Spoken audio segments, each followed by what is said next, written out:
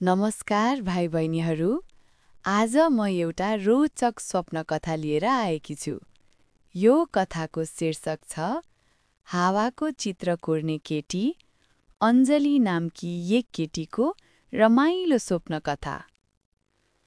सङ्गीत र हाँसोले भरिएको उज्यालो सानो सहरमा अञ्जली बस्थिन्।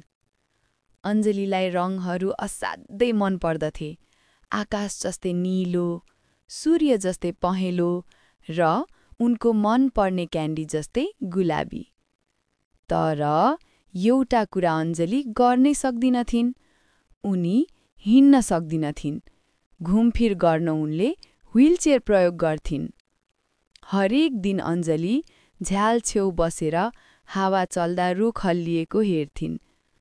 म पनि हावासँग बग्न सक्ने भए कति रमाइलो हुन्थ्यो होला भनेर उनले बिस्तारै भनिन्।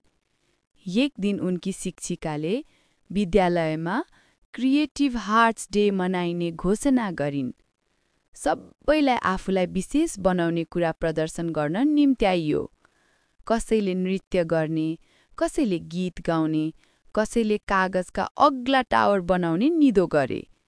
अञ्जलीले सोचिन्, म के गर्न सक्छु त? उनी नाच्न सक्दिनथिन्, दौडिन सक्दिनथिन्, तर उनको मन भने कल्पनाले उड्थ्यो, एकदम टाढासम्म। त्यसै बेला झ्यालबाट सिरिरी हावा चल्यो। उनको कपाल हल्का हल्लियो। अञ्जली मुस्कुराइन्। उनको साथी राज